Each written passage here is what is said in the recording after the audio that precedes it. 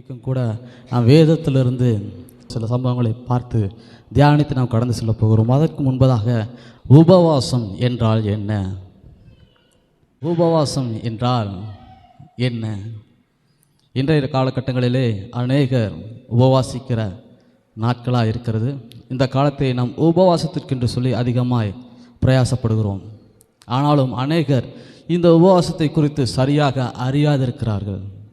உபவாசித்தல், fasting இருப்பது பொதுவாக நம்முடைய மனித சமுதாயத்திலே சொல்லப்படுகிற ஒரு காரியமாக இருக்கிறது. அப்படியானால் நிச்சயமாக கண்டிப்பாக நாம் உபவாசிக்க வேண்டுமா? வேதம் அதை நமக்கு சொல்லுகிறதா என்று சொல்லி இன்றைக்கு நாம் பார்க்க போகிறோம். உபவாசம் என்றால் என்ன? உபவாசித்தினால் என்ன நடக்கும்? உபவாசத்தினால் என்ன நடந்தது? நாம் நம்முடைய வாழ்க்கையிலே உபவாசத்தின் மூலமாக என்னவெல்லாம் பெற்றுக்கொள்ள முடியும் என்பதை இன்றைக்கு மிக சுருக்கமாக நாம் தியானித்து கடந்து செல்ல போகிறோம். முதலாவது, நாம் உபவாசம் என்றால் என்ன என்று சொல்லி பார்க்க போகிறோம். உபவாசம் என்பது நம்மை நாமே ஆராய்ந்து நம் வழிகள் எப்படிப்பட்டதாக இருக்கிறது, இந்த வழிகள் கர்த்தருக்கு பிரியமானதா என்று சொல்லி நம்மை நாமே நிதானித்து ஆராய்ந்து அறியக்கூடிய ஒன்றாக இருக்கிறது. அநேகர் நினைக்கிறார்கள் உபவாசம் என்றால் சாப்பிடாமல் இருப்பது, உணவு உண்ணாமல் இருப்பது, தங்களை தாங்களே வருத்தி கொள்வது, மற்றவர்களுக்கு முன்பாக நான் உபவாசம் இருக்கிறேன் என்று சொல்லி தங்களுடைய நிலையை வெளிப்படுத்தி காண்பிக்கக்கூடிய ஒன்று என்று சொல்லி நினைத்து கொண்டு இருக்கிறார்கள். ஆனால் உபவாசம் என்றால் என்ன என்று சொல்லி பார்ப்போமானால், நம்மை நாமே முதலாவது ஆராய்ந்து பார்த்து நாம் நம்மை ஆராய்ந்து பார்த்த காரியங்களிலே ஆண்டவருக்கு பிரியமானதா அது இருக்கிறதா என்று சொல்லி நம்மை நாம் ஆராய்ந்து பார்ப்பதே உபவாசமாக இருக்கிறது. உணவு உண்ணாமல் ஆண்டவருடைய பாதத்தில் அமர்ந்திருப்பது என்று சொல்லலாம். உலகத்திலே இருக்கிற அத்தனை விதமான தொடர்புகளையும் துண்டித்துவிட்டு ஆண்டவருடைய பாதத்திலே, ஆண்டவருடைய சமூகத்திலே அமர்ந்திருப்பது உபவாசமாகும்.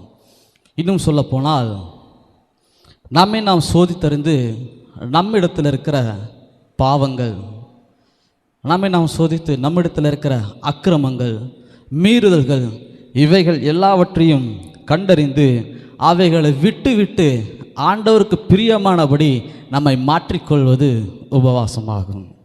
ஆண்டவர் விரும்புகிறபடி நாம் நம்மை மாற்றிக்கொள்வதும் நாம் நம்மை மறுரூபப்படுத்துவதும் உபவாசம் என்று சொல்லி நாம் கூறுகிறோம். வேதத்திலிருந்து நாம் இதில் ஒரு சம்பவத்தை நாம் வாசிக்க போகிறோம். ஏசாயா 58வது அதிகாரத்தை நாம் வாசிக்கலாம். 3 நாம் வாசிக்கலாம். நான் வாசிக்கிறேன், என்னோடு கூட இணைந்து கவனிங்கள். நாங்கள் உபவாசம் பண்ணும்போது நீர் நோக்காமல் இருக்கிறது என்ன? நாங்கள் எங்கள் ஆத்துமாக்களை ஒடுக்கும்போது நீர் அதை அறியாமல் இருக்கிறது என்ன என்றார்கள். பாருங்கள், ஜனங்கள் ஆண்டவரிடத்தில் முறையிடுகிறார்கள். நாங்கள் உபவாசிக்கிறோம், நாங்கள் உபவாசித்து நாங்கள் விண்ணப்பம் பண்ணுகிற காரியங்களுக்கு ஆண்டவரே நீர் பதில் அளிக்காமல் இருக்கிறீர், எங்களுக்கு நீர் செவி கொடுக்காமல் இருக்கிறீர், ஏன் என்று சொல்லி ஆண்டவரிடத்திலே முறையிடுகிறார்கள். ஏன் என்று சொல்லி முறையிடுகிறார்கள். நாம் எப்படிப்பட்ட உபவாசத்தை இருக்கக்கூடாது என்பதற்காக இந்த பகுதியை நாம் வாசிக்க போகிறோம். பாருங்கள், ஜனங்கள் கேட்கிறார்கள், நாங்கள் உபவாசம் பண்ணும்போது நீர் நோக்காமல் இருக்கிறது என்ன? நாங்கள் எங்கள் ஆத்துமாக்களை ஒடுக்கும் போதும் நீர் அதை அறியாமல் இருக்கிறது என்ன என்றார்கள். இதோ நீங்கள் உபவாசிக்கும் நாளிலே உங்கள் இச்சையின்படி நடந்து உங்கள் வேலைகளை எல்லாம் கட்டாயமாக செய்கிறீர்கள். உபவாச நாளிலே, உபவாசம் என்றால் என்ன என்று சொல்லி பார்த்தோம். ஆண்டவருடைய பாதத்தில் அமர்ந்திருப்பது, உலக தொடர்புகள், உறவுகள் எல்லாவற்றையும் துண்டித்து விட்டு ஆண்டவருடைய சமூகத்தில் அமர்ந்திருப்பது என்று சொல்லி கவனித்தோம். ஆனால் பாருங்கள், இங்கு எப்படியா இருக்கிறார்கள்? இந்த ஜெபம் கேட்கப்படாமல் இருந்ததற்கு காரணம் என்ன என்பதை ஆண்டவர் கூறுகிறார். பாருங்கள், இதோ நீங்கள் உபவாசிக்கும் நாளிலே, நீங்கள் உபவாசம் செய்கிற அந்த நாளிலே, அந்த நேரத்திலே உங்கள் இச்சையின்படி நடந்து உங்களுடைய விருப்பத்தின்படியே நீங்கள் நடந்தீர்கள் என்று சொல்கிறார். பாருங்கள், உங்களுக்கு என்னவெல்லாம் தோன்றுகிறதோ, உங்களுக்கு என்னவெல்லாம் விருப்பமாக இருக்கிறதோ அவைகளையே நீங்கள் செய்து வந்தீர்கள். நீங்கள் உபவாசிக்கிற நாளிலும் உபவாசிக்காத நாட்களிலும் எப்படி இருந்தீர்களோ, உபவாசம் செய்யாமல் மற்ற நாட்களில் நீங்கள் எப்படியாய் சந்தோஷமாக இருந்தீர்களோ, எப்படியாய் உணவு உண்டு வந்தீர்களோ, எப்படியாகவே மற்ற நபர்களோடு கூட பேசியிருந்தீர்களோ, எப்படியாய் உங்களுடைய காலங்களையும் நேரங்களையும் விரையும் செய்தீர்களோ, அதுபோலவே உங்கள் இருதயம் விரும்புகிற காரியத்தின்படியாகவே நீங்கள் செய்தீர்கள். அது உபவாச நாட்களில் நீங்கள் அப்படியே இருந்தீர்கள் என்று சொல்லுகிறார். அடுத்ததாக பாருங்கள், உங்கள் வேலைகளை எல்லாம் கட்டாயம் செய்தார்கள். இது எப்பொழுது? உபவாச நாளிலே கட்டாயமாய் வேலை செய்தார்களாம்.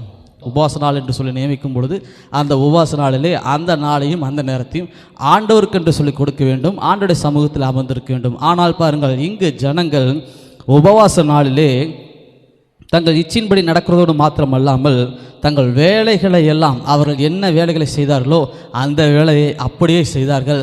அதில் இன்னும் கூடுதலாக தன்னுடைய வேலையை செய்தார்கள். பாருங்கள், கட்டாயமாக வேலை செய்தார்கள் என்று சொல்லி அடுத்த வார்த்தை சொல்லு 4வது வசனத்தில் வாசிக்கிறேன் பாருங்கள். இதோ வழக்குக்கும் வாதுக்கும் துஷ்டத்தனத்தையுடைய கையினாலே குத்துகிறதுக்கும் உபவாசிக்கிறீர்கள். எதுக்காக நீங்கள் உபவாசிக்கிறீங்க அப்படின்னா, எதுக்காக நீங்கள் உபவாசிச்சிங்கன்னு சொல்லி ஆண்டவர் சொல்றார் பாருங்களேன்.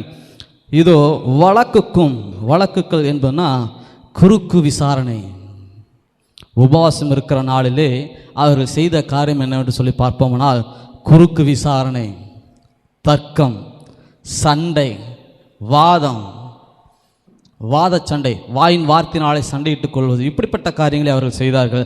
ஆண்டவருடைய பாதத்தில் அமர்ந்து ஆண்டவருக்கு பிரியமானது என்னது என்று சொல்லி அவருடைய பாதத்தில் அமர்ந்திருக்கிற அந்த காலத்திலே அவர்கள் அப்படி இராமல் எப்படியா இருந்தார்கள் என்று சொல்லுவோம்னால், குறுக்கு விசாரணை, தர்க்கம், வாதம், விவாதம், இப்படிப்பட்ட காரியங்கள் இருந்தார்கள். அடுத்தது வாதுக்கள் என்றால் வாதுக்கும் சண்டைகளையும் வழக்குகளுக்கும் நேரத்தை செலவிட்டார்கள். மற்றவர்கள் மீது பழி போடுவதும், மற்றவர்கள் மீது குறை சொல்லுவதும், மற்றவர்களை எப்படியாவது வஞ்சிக்க வேண்டும் என்று சொல்லியும், ஜெபத்திலே கூட ஆண்டவரே அவன் வாழக்கூடாது, அவனை வெட்டும் ஆண்டவரே, அவனை இப்படி பண்ணுங்க அப்படி பண்ணுங்க என்று சொல்லி மற்றவர்களை குறை சொல்லக்கூடிய ஜெபமாய் கூட அவர்கள் ஜெபித்தார்கள். அதைத்தான் ஆண்டவர் சொல்கிறார் பாருங்கள். இதோ நீங்கள் வழக்குக்கும் வாதுக்கும் துஷ்டதனத்தையுடைய கையினாலே குத்துகிறதுக்கும் உபவாசிக்கிறீர்கள் என்று சொல்லிவிட்டு அடுத்ததாக சொல்கிறார், நீங்கள் உங்கள் கூக்குரலை உயரத்திலே கேட்க பண்ணினபடியால் இந்த நாளிலே உபவாசிக்கிறது போல உபவாசியாதிருங்கள். இப்படி நீங்கள் உபவாசிக்க கூடாது என்று சொல்லி திரும்ப சொல்லுகிறார். மனுஷன் தன் ஆத்துமாவை ஒடுக்குகிறதும், எப்படி உபவாசிக்க வேண்டும் என்று சொல்கிறார் பாருங்கள். மனுஷன் தன் ஆத்துமாவை ஒடுக்குகிறதும், தலை வணங்கி நாணனைப் போல ரட்டிலும் சாம்பலிலும் படுத்து கொள்ளுகிறதும் எனக்கு பிரியமான உபவாச நாளாக இருக்குமோ? இதையா நான் உபவாசம் என்று கர்த்தருக்கு பிரியமான நாள் என்று சொல்லுவாய்? அக்கிரமத்தின் கட்டுக்களை அவிழ்க்கிறதும், 6வது வசனத்தில் நான் வாசிக்கிறேன், அக்கிரமத்தின் கட்டுக்களை அவிழ்க்கிறதும், நுகத்தடியின் பிணையல்களை நெகிழ்கிறதும், நெருக்கப்பட்டிருக்கிறவர்களை விடுதலையாக்குகிறதும், சகல நுகத்தடிகளையும் உடைத்து போடுகிறதும், பசியுள்ளவனுக்கு உன் ஆகாரத்தை பகிர்ந்து கொடுக்கிறதும், துரத்துண்ட சிறுமையானவர்களை வீட்டிலே சேர்த்து கொள்கிறதும், வஸ்திரம் இல்லாதவனை கண்டால் அவனுக்கு வஸ்திரம் கொடுக்கிறதும், உன் மாம்சமானவனுக்கு உன்னை ஒழிக்காமல் இருக்கிறதும் அல்லவா எனக்கு உகந்த உபவாசம் என்று சொல்கிறார் பாருங்கள். எப்படிப்பட்ட உபவாசம் இருக்க வேண்டும் என்று சொல்கிறார் பாருங்கள். இவை எல்லாவற்றையும் சில வார்த்தைகளே உங்களுக்கு எளிமையாக புரியும்படி சொல்வோமானால், தாழ்மையுள்ள எண்ணத்தோடு கூட, மற்றவர்களுக்கு உதவி செய்ய வேண்டும் என்கிற எண்ணத்தோடு கூட, மற்றவர்களை நேசிக்க வேண்டும், தன்னிடத்தில் இருக்கிறதை மற்றவர்களுக்கு கொடுக்கும்படி இருமாப்புள்ளவர்களாய் இல்லாதபடி எல்லாவற்றையும் கொடுக்கக்கூடிய இருதயம் உள்ளவர்களாய், தனக்கென்று சொல்லி எதையும் வைத்துக் கொள்ளாமல் கிறிஸ்துவை போல எல்லாவற்றையும் மற்றவர்களுக்கு பகிர்ந்து கொடுக்கிறவர்களாய், எல்லா நபர்களையும் தன்னோடு கூட சேர்த்து கொள்கிற நபர்களாய் நாம் இருக்க வேண்டும் என்று சொல்லி சொல்கிறார் பாருங்கள். எப்படி உபவாசிக்க கூடாது, எப்படி உபவாசிக்க வேண்டும் என்று சொல்லியும் நாம் இதில் பார்த்திருக்கிறோம். உபவாசம் என்றாலே நம்ம அனைவருக்கும் தெரிவது ஜெபம்தான். எல்லாருக்கும் ஜெபிக்க தெரியுமா? ஜெபம் பண்ண தெரியுமா உங்களுக்கு? நிச்சயமாக எல்லாருக்கும் ஜெபம் பண்ண தெரியும். பாருங்கள், உபவாசம் என்றால் உபவாசிக்கிற நாளிலே நிச்சயமாக நாம் ஜெபிக்கிறோம். நம்முடைய ஜெபம் விசுவாசம் உள்ள ஜெபமாக இருக்கிறது. நம்முடைய விசுவாசம் வளர வேண்டும் என்று சொல்லி நாம் பார்ப்போமானால் முதலாவது நாம் செய்ய வேண்டியது ஜெபிக்க வேண்டும். விசுவாசத்தில் வளர செய்ய வேண்டியது என்ன? ஜெபிக்க வேண்டும். ஜெபத்தினுடைய தரம் உயர நாம் என்ன செய்ய வேண்டும்? ஜெபத்தில் இன்னும் நாம் வளர என்ன செய்ய வேண்டும் என்று சொன்னால் நிச்சயமாக உபவாசிக்க வேண்டும். நாம் உபவாசிக்கும் பொழுது ஜெபத்தில் இன்னும் அதிகமாய் வளர முடியும். ஜெபம் என்பது ஆண்டவரோடு கூட உள்ள உறவில் இன்னும் அதிகமாய் நெருங்கி ஆண்டவரண்டையில் கிட்டி சேர முடியும். இன்றைக்கு வேதத்திலிருந்து ஒரு பட்டணத்தை குறித்து நாம் பார்க்க போகிறோம். உங்களுடைய வேதத்தை திருப்பிக் கொள்ளுங்கள். யோனா தீர்க்கதரிசியின் புத்தகம் 3வது அதிகாரத்துக்கு நேராக நீங்கள் உங்களுடைய வேதாகமத்தை திருப்பிக் கொள்ளுங்கள். இதில் நாம் வாசிக்கிறோம், எல்லோருக்கும் நன்றாக தெரிந்த ஒரு சம்பவம். நினிவே பட்டணத்தில் இருக்கிற ஜனங்கள் அதிகமாய் பாவம் செய்தபடினாலே அவர்களையும் அந்த பட்டணத்தையும் அழிப்பேன் என்று சொல்லி ஆண்டவர் தன்னுடைய தீர்க்கதரிசிக்கு சொல்லி அனுப்புகிறார். அவர் முதல் தரம் அல்ல, இரண்டாவது முறையாக சென்று அந்த பட்டணத்திலே ஆண்டவர் கொடுத்த வார்த்தையை கொண்டு சென்று நிறைவேற்றுகிறார். 3வது அதிகாரத்திலே 3வது வசனத்திலிருந்து வாசிப்போம். யோனா எழுந்து கர்த்தருடைய வார்த்தையின்படி நினிவேக்கு போனான். நினிவே 3 நாள் பிரயாணமான வஸ்திரமான மகா பெரிய நகரமாக இருந்தது. யோனா நகரத்தில் பிரவேசித்து 1 நாள் பிரயாணம் பண்ணி இன்னும் 40 நாள் உண்டு, அப்பொழுது நினிவே கவிழ்க்கப்படும் என்று கூறினான். பாருங்க, இன்னும் 40 நாள் உங்களுக்கு காலம் உண்டு.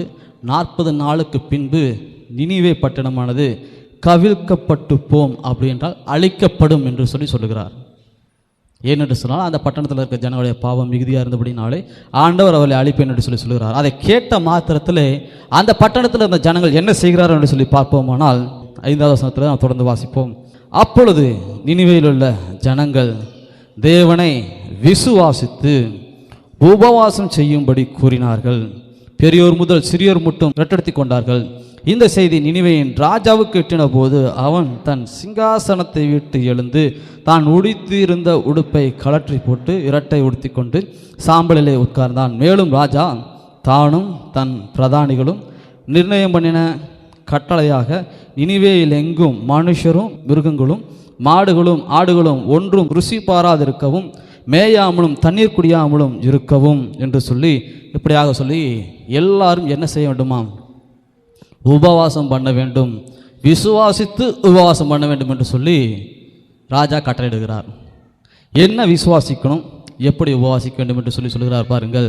என்ன விசுவாசிக்கணும்? இந்த பட்டணம், நம்முடைய பட்டணம் நினிவே பட்டணம் அழிக்கப்படாமல் இருக்கும் என்று சொல்லி விசுவாசித்து உபவாசிக்க வேண்டும் என்று சொல்லி கட்டளை பிறப்பிக்கப்படுகிறது. எப்படி உபவாசித்தார்கள் என்று சொல்லி பார்க்கிறோம். 7வது வசனத்திலே ராஜா சொல்லுகிறார், நிர்ணயம் பண்ணி கட்டளையாக நினிவேயில் எங்கும் மனுஷர்களும் மிருகங்களும் மாடுகளும் ஆடுகளும் ஒன்றும் எப்படிங்களா ருசி பாராதிருக்கவும் மேயாமலும் தண்ணீர் குடியாமலும். 8வது வசனம், மனுஷரும் மிருகமும் ரட்டிலே மூடிக்கொண்டு தேவனை நோக்கி உரத்த சத்தமாய் கூப்பிடவும் அவரவர் தம் தம் பொல்லாத வழியை விட்டு தம் தம் கைகளில் உள்ள கொடுமையையும் விட்டு திரும்பவும் கடவர்கள் என்று சொல்லி பாருங்கள். நினிவே பட்டணத்தில் இருக்கிற ஜனங்கள் மனிதர்கள் மாத்திரமல்ல, ஆடு மாடு விலங்குகள் முதலான எல்லாமே சேர்ந்து எல்லாவற்றிற்கும் சேர்த்து சொல்லுகிறார். நாம் மாத்திரமல்ல, நம்முடைய பட்டணத்தில் இருக்கிற எல்லா ஜனமும் எல்லா நபரும் நாம் உபவாசம் இருப்போம். நம்முடைய உபவாசத்தின் நிமித்தம் நாம் உபவாசித்து ஜெபிக்கிற இந்த ஜெபத்தை கேட்டு இந்த உபவாசத்தை கண்டு ஆண்டவர் ஒருவேளை மனமிறங்கி நமக்கு தயவு செய்து நம்மை அழிக்காமல் விட வாய்ப்பு உண்டு. ஆகவே நாம் பிழைக்கும்படி, நாமும் நம்முடைய பட்டணத்தில் இருக்கிற ஜனங்களும் பிழைக்கும்படியாக ஆண்டவருடைய சமூகத்திலே அமர்ந்திருப்போம் என்று சொல்லி ராஜாவும் ராஜாவுடைய பிரதானிகளும் அந்த பட்டணத்தில் இருக்கிற சகல ஜனங்களும் தீர்மானம் பண்ணி ரட்டுடுத்தி உபவாசிக்கிறார்கள், உபவாசத்தில் அமர்கிறார்கள். 9வது வசனத்திலே பாருங்கள், யாருக்கு தெரியும் நாம் அழிந்து போகாதபடிக்கு ஒருவேளை தேவன் மனஸ்தாபப்பட்டு தம்முடைய உக்கிர கோபத்தை விட்டு திரும்பினாலும் திரும்புவார் என்று சொல்லி கூறிக்கொண்டார்கள். அவர்கள் உபவாசத்திற்கு அமரும் பொழுது அவர்கள் யோசிக்கிற காரியம், நாம் உபவாசத்தின் மூலமாக ஆண்டவரை நமக்கு நேராக திருப்ப முடியாது, ஆண்டவரை கட்டாயப்படுத்த முடியாது. நாம் உபவாசித்து ஆண்டவரை நமக்கு சாதகமாக்கி கொள்ள முடியாது.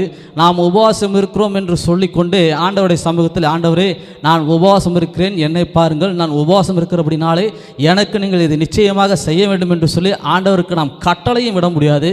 ஆனால் ஒன்று செய்யலாம், நாம் எல்லோரும் பட்டணத்தில் இருக்கிற சகல ஜனங்களும் மிருகங்களும் விலங்குகளுமாய் சேர்ந்து உபவாசிப்போம். நாம் இருக்கிற உபவாசத்தை கண்டு நாம் செய்கிற இந்த உபவாசத்தையும் நம்முடைய கூக்குரலையும் நம்முடைய சத்தத்தையும் ஆண்டவர் கேட்டு ஒருவேளை மனமிறங்கலாம். பாருங்கள், ஜனங்கள் நன்றாக யோசிக்கிறார்கள். நம்முடைய யோசனை என்ன? நான் உபவாசிப்பேன், ஆண்டவர் என் ஜெபத்தை கேட்பார், உடனே என் ஜெபத்திற்கு அப்படியே பதிலளிப்பார். நாம் உபவாசிப்பது தவறல்ல. ஆனால் உபவாசிக்கும் போது நாம் என்ன யோசிக்கிறோம், நாம் என்ன நினைக்கிறோம் என்று சொல்வோமானால், 40 நாள் நான் உபவாசம் இருக்க போகிறேன், இந்த காரியம் எனக்கு கிடைக்க வேண்டும் என்று சொல்லி நான் உபவாசம் செய்ய போகிறேன், இவ்வளவு நாள் உபவாசம் செய்ய போகிறேன், இவ்வளவு நாளுக்கு இந்த காரியங்களை நான் முன்குறித்து வைக்கிறேன், இந்த காரியம் நடைபெற வேண்டும் என்பதற்காகவே நான் உபவாசம் இருக்கிறேன். வேலை கிடைக்க வேண்டும், திருமணம் நடைபெற வேண்டும், இப்படியாக சில காரியங்களை வைத்து பிள்ளை பிறக்க வேண்டும். நான் உபவாசிக்கிற ஆண்டவரே, காண்கிற தேவன், நீ கண்ணோக்கி பாரும், நாங்கள் உபவாசிக்கிறோம், எங்களுடைய உபவாசத்தை கேளும், எங்களுடைய ஜெபத்தை கேளும், எங்களுடைய விண்ணப்பங்களை கேளும், நாங்கள் வருத்தப்படுகிறதை பாரும், நாங்கள் கவலைப்படுகிறதை பாரும், நாங்கள் துக்கப்படுகிறதை பாரும், கண்ணோக்கி பார்த்து உம்முடைய பிள்ளையாக இருக்கிற நான் அழுவது, நான் கஷ்டப்படுவது, நான் துக்கப்படுவது நீர் விரும்ப மாட்டீர் அல்லவா, ஆகவே எனக்கு இதை செய்யும் என்று சொல்லி ஆண்டவரை நம்முடைய விருப்பத்துக்கு இணங்க செய்கிறோம். ஆண்டவர் அப்படிப்பட்டவரா? அவர் நீதியும் நியாயமும் நிறைந்தவர், இரக்கத்தில் ஐஸ்வர்யமுள்ள தேவன், ஏற்ற காலத்திலே அதன் காரியங்களை நேர்த்தியாக செய்கிறவர், அன்பிலே சிறந்தவர் அவர். அவர் உபவாச ஜெபத்தை நாம் செய்வதனாலே உடனே அந்த இடத்துல நாம் கொடுக்கிற வார்த்தையை கேட்டு அப்படியே செய்வாரா? அல்ல அல்ல. பாருங்கள், அவர் நம்முடைய இருதயத்தை பார்க்கிறார், அவர் நம்முடைய இருதயங்களை அறிந்தவராக இருக்கிறார். உபவாசிக்கும் போது நினிவே பட்டணத்தார் பாருங்கள், நாங்கள் உபவாசிக்கிறோம், நாங்கள் ஆண்டவருடைய பாதத்தில் அமருகிறோம், நாங்கள் ஆண்டவரை நோக்கி கூக்குரலுகிறோம், நாங்கள் சத்தமிட்டு ஆண்டவருடைய சமூகத்தில் அமர்ந்திருப்போம், ஆண்டவர் ஒருவேளை மனமிருங்கலாம் என்று சொல்லி நாங்கள் ஆண்டவரை கட்டாயப்படுத்தவில்லை. ஆனாலும் ஆண்டவருடைய தயவு எங்களுக்கு கிடைக்க வேண்டும் என்று சொல்லி அவர்கள் அமர்ந்திருந்தார்கள். பாருங்கள், இதுக்கு உங்களுக்காக வேதத்திலிருந்து ஒரு வசனத்தை நான் வேகமாக காண்பிக்கிறேன். மத்தேயு 6வது அதிகாரத்தில் நாம் வாசிக்க போகிறோம். மத்தேயு 6வது அதிகாரம் 16வது வசனத்தில் பாருங்கள், இயேசு உபவாசத்தை குறித்து சொல்லுகிற பகுதி, நீங்கள் உபவாசிக்கும் போது என்று சொல்லுகிறார். நினிவே பட்டணத்தில் இருக்கிற ஜனங்கள் அத்தனை நபரும் உபவாசிக்கிறார்கள். இந்த இடத்துல பாருங்கள், நீங்கள் உபவாசிக்கும் போது, ஆண்டவர் இயேசு சொன்ன வார்த்தை, மலை பிரசங்கத்தில் சொன்ன வார்த்தை, நீங்கள் உபவாசிக்கும் போது மாயக்காரரை போல முகவாடலாய் இராதேயுங்கள், அவர்கள் உபவாசிக்கிறதை மனுஷர் காணும் பொருட்டாக தங்கள் முகங்களை வாட பண்ணுகிறார்கள், அவர்கள் தங்கள் பலனை அடைந்து தீர்ந்ததென்று மெய்யாகவே உங்களுக்கு சொல்லுகிறேன் என்று சொல்லி இயேசு சொல்லுகிறார். பாருங்கள், நீங்கள் என்று சொல்லும் பொழுது குழுவாக அந்த இடத்துல இருக்கிற ஜனங்களை குறித்து சொல்கிறார். நீங்கள் குழுவாக உபவாசிக்கும் போது மாயக்காரரை போல ஒருவருக்கொருவர் அமர்ந்து மற்றவர்களுக்கு முன்பாக உங்கள் முகங்களை வாடலாக வைத்து கொள்ளாமல், மற்றவர்கள் பார்க்க வேண்டும், மற்றவர்கள் நாம் எவ்வளவு கஷ்டப்படுகிறோம், எப்படி அழுகிறோம், எப்படி கத்தி கூக்குரலிட்டு ஆண்டவரே ஆண்டவரே ஆண்டவரே இயேசுவே தேவனே தெய்வமே என்று சொல்லி கதறுகிறோம் என்று சொல்லி அவர்கள் கேட்க வேண்டும் என்று சொல்லி மற்றவர்களுக்கு முன்பாக என்னவெல்லாம் செய்கிறோம் என்பதை மற்றவர்கள் பார்க்கும்படியாகவே செய்கிறோம். அப்படி செய்கிறவர்கள் அப்பொழுதே அவருடைய பலனை அடைந்து தீர்ந்தாயிற்று என்று சொல்லி ஆண்டவர் சொல்கிறார். பாருங்கள், நினிவே பட்டணத்தார் அப்படி செய்யவில்லை. அவர்கள் எல்லோரும் ஒரு மனமாய் கூடி ஆண்டவருடைய சமூகத்திலே ஆண்டவருடைய பாதத்திலே அவர்கள் அமர்ந்திருந்தார்கள், குடும்பமாய் அமர்ந்திருந்தார்கள். அவர்கள் குடும்பமாயும் பட்டணமாயும் எல்லோருமாய் அமர்ந்திருந்து மற்றவர்களுக்காக அல்ல, நானும் என் குடும்பமும் நானும் என் பட்டணமும் என்று சொல்லி அவர்கள் ஏகமாய் உபவாசித்து ஆண்டுடைய சமூகத்தை நோக்கி பார்த்த பொழுது என்ன நடந்தது? 10வது வசனம், யோனா 3வது அதிகாரத்துடைய 10வது வசனத்தை நாம் வாசிக்க போகிறோம். அவர்கள் தங்கள் பொல்லாத வழியை விட்டு திரும்பினார்கள் என்று தேவன் அவருடைய கிரியைகளை பார்த்து, பாருங்க, ஆண்டவர் அருமையான வார்த்தை சொல்லியிருக்கிற பாருங்க, அவர்கள் தங்கள் பொல்லாத வழிகளை விட்டு திரும்பினார்கள் என்று சொல்லி ஆண்டவர் அறிந்தாராம். அவர்கள் உபவாசித்து ஜெபிக்கும் பொழுது அவர்கள் என்ன செய்தார்களாம்? தங்களுடைய பொல்லாத வழிகளை விட்டு விட்டார்கள். தங்களுக்கென்று சொல்லி அவர்கள் இருக்கவில்லை, தங்களிடத்தில் இருந்த குறைகளை அறிந்து தங்களை ஆராய்ந்து அறிந்து தங்களை நிதானித்து பார்த்து, நாம் எப்படிப்பட்டவர்களாக இருக்கிறோம், நாம் எப்படிப்பட்டவர்களாக இருக்கக்கூடாது, நான் இப்படியா இருந்தபடினாலே, இப்படிப்பட்ட பாவத்தை செய்தபடினாலே, இப்படிப்பட்ட குற்றத்தை செய்தபடினாலே நான் ஆக்கினை தீர்ப்புக்குட்பட்டவனாய் மாறி போனேன், ஆகவே ஆண்டவருடைய கோபம் என் மீது வந்தது, ஆகவே நான் இப்படிப்பட்ட காரியங்களை செய்யக்கூடாது என்று சொல்லி அவர்கள் தங்களை ஆண்டவருடைய சமூகத்தில் தாழ்த்தி அவர்கள் தங்களிடத்தில் இருந்த காரியங்கள் எல்லாவற்றையும் விலக்கி ஆண்டவருடைய சமூகத்திலே முழு மனதோடு உண்மையாய் தங்களை மாற்றிக்கொண்டார்கள். ஆண்டவருக்கு பிரியமில்லாத காரியங்கள் தங்களுடைய வாழ்க்கையில் என்னவெல்லாம் இருந்ததோ அவைகளெல்லாம் விட்டு விட்டு ஆண்டவருடைய சமூகத்தில் அமர்ந்திருந்து ஆண்டவருடைய இரக்கத்துக்காக காத்திருந்தார்கள். இரக்கத்துக்காக காத்திருந்த ஜனத்தை பார்த்து ஆண்டவர் சொன்ன வார்த்தை, அவர்கள் தங்கள் பொல்லாத வழியை விட்டு திரும்பினார்கள் என்று தேவன் அவருடைய கிரியைகளை பார்த்து தாம் அவர்களுக்கு செய்வேன் என்று சொல்லியிருந்த தீங்கை குறித்து மனஸ்தாபப்பட்டார், அதை அவர்களுக்கு செய்யாதிருந்தார். பாருங்க, நினிவே பட்டணத்தில் இருக்க ஜனங்கள் எல்லோரும் வெறும் உபவாச ஜெபம் மாத்திரம் அவர்கள் செய்யவில்லை. உபவாசிக்கும் பொழுது அவர்கள் தங்களை மாற்றிக்கொண்டார்கள். அவர்கள் தங்களிடத்திலே என்ன என்ன காரியங்களை சரி செய்ய வேண்டுமோ, என்ன என்ன காரியங்கள் ஆண்டவருக்கு பிடிக்காது என்று சொல்லி தங்களை நிதானித்து ஆராய்ந்து அறிந்து அவர்கள் தங்களை சரி செய்து விட்டு ஆண்டோடைய சமூகத்தில் சென்று அவர்கள் ஜெபிக்க ஆரம்பித்தார்கள். ஆண்டோடைய பாதத்தில் உபவாசிக்க துவங்கினார்கள். நடந்தது, ஆண்டவர் அவர்கள் மேல் மனம் இறங்கி அவர்கள் மீது மனம் இறங்கி அவர்களுக்கு வரப்பண்ணுவேன் என்று சொன்ன வாதையை, அவர்களுக்கு வரப்பண்ணுவேன் என்று சொன்ன அழிவிலிருந்து அந்த அழிவை கொடுப்பேன் என்று சொன்ன வார்த்தையை குறித்து அவர் மனஸ்தாபப்பட்டு அவளை விடுவித்து மீட்டார். ஹல்லேலூயா. பாருங்கள், நாமும் கூட ஜெபிக்கிறோம். ஆனால் நான் நினைக்கிறேன், இந்த நாட்களில் உபவாசம் என்றாலே அநேகருக்கு பிடிக்காது. உபவாசம் என்று சொன்னாலே அநேகருக்கு பிடிக்காது. உபவாசமா பாஸ்டர்? என்ன பாஸ்டர் சொல்கிறீங்க? உபவாசம் இருக்க சொல்லி பாஸ்டர் வேதத்தில் எங்கேயுமே போடப்படலைங்களே, ஆண்டவர் என்னை உபவாசம் இருக்க சொல்லி சொல்லவே இல்லைங்களே, உணவு சாப்பிடாமல் எப்படிங்க இருக்க முடியும் என்று கூறுகிறார்கள். உபவாச ஜெபம் என்பது என்ன?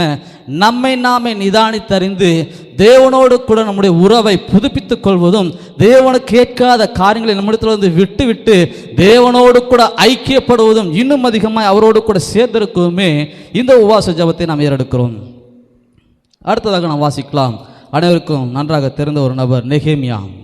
நெகேமியா 1வது அதிகாரத்தில் 4வது வசனத்தில் பார்ப்போமானால், நெகேமியா உபவாசித்திருந்தார். எதற்காக என்று சொல்லி பார்ப்போமானால், அவருடைய நாட்டிலே எருசலேமிலே ஆலங்கம் இடிக்கப்பட்டாயிற்று. ஆலங்கம் கட்ட வேண்டும் என்கிற ஒரு ஆசையும் விருப்பம் அவருக்கு வந்தது. அதற்காக அவர் உபவாசித்து ஜெபித்தார். ஜெபித்த பிறகு அவர் பானபாத்திரக்காரராக இருந்தார். அவர் ராஜ சமூகத்தில் வந்து நிற்கிற பொழுது அவர் முகவாடலாக இருக்கக்கூடாது. ஏனென்று சொல்லி பார்ப்போமானால், ராஜாவுடைய சமூகத்தில் வருகிற பானபாத்திரக்காரர் எப்பொழுதும் சிரித்த முகமாக இருக்க வேண்டும், நீட்டாக இருக்க வேண்டும். ஆனால் பாருங்கள், அந்த நாட்களிலே உபவாசித்த பிறகு ஆண்டவருடைய தயவும் இரக்கமும் எனக்கு கிடைக்க வேண்டும் என்று சொல்லி உபவாசித்து ராஜ சமூகத்தில் சென்று என்னுடைய பட்டணத்தில் இடிக்கப்பட்டிருக்கிற அலங்கத்தை திரும்ப நான் கட்டி எழுப்ப வேண்டும், அதற்கு ராஜாவுடைய கண்களில் எனக்கு தயவு கிடைக்க வேண்டும் என்று சொல்லி தேவ சமூகத்தில் உபவாசித்து ஜெபித்து விட்டு பின்பு ராஜ சமூகத்துக்கு செல்கிறார். ராஜ சமூகத்தில் சென்று அவர் கேட்கிறார். அவர் ராஜாவினிடத்தில் பேசுகிறார். ராஜா அவருடைய முகத்தை பார்த்த பொழுது, ஏன் உன்னுடைய முக வாடலாக இருக்கிறது என்று சொல்லி கேட்கிறார். வேறொரு நபராய் அந்த இடத்துல இருப்பார்கள் என்று சொல்லுவானால், முகவாடலாக இருந்தால் உடனே அந்த இடத்துல அந்த நபருக்கு தண்டனை உண்டு, மரண தண்டனை கூட விதிக்கலாம். அப்படிப்பட்ட சூழ்நிலை தான். ஆனால் பாருங்கள், நெகேமியாவினுடைய வாழ்க்கையிலே அவர் தேவ தயவை முதலாவது பெற்ற பிறகு ராஜ சமூகத்துக்கு சென்றபடினாலே ராஜா அவருக்கு தண்டனை கொடுக்கவில்லை. ஏன் நீ சோகமாக இருக்கிறாய், உனக்கு என்ன வேண்டும் என்று சொல்லி கேட்டார். வாசிப்போமே, நெகேமியா 1வது அதிகாரம் 4வது வசனத்தை நான் வாசிக்கிறேன்.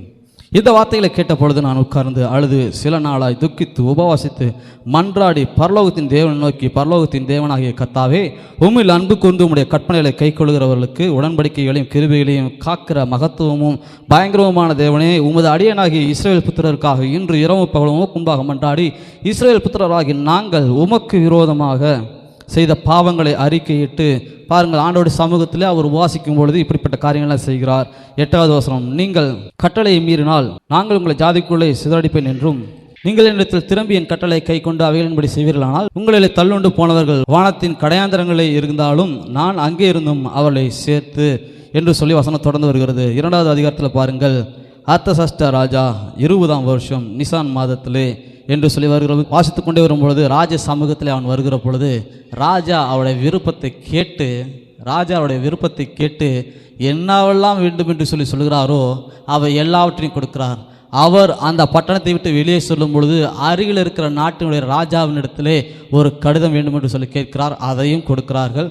அவர் அங்கு சென்று போக்குக்கும் வரத்துக்கும் தேவையான காவலர்களும் அலங்கத்தை கட்ட தேவையான பொருட்களும் வேண்டும் என்று சொல்லி கேட்கும் பொழுது அதையும் கொடுத்து அந்த அலங்கத்தை கட்டுகிற ஸ்தானத்திற்கு அருகில் இருக்கிற ஜனங்கள் மத்தியிலும் அருகில் இருக்கிற பட்டணத்தில் உதவியும் அவர் கேட்கிறார்.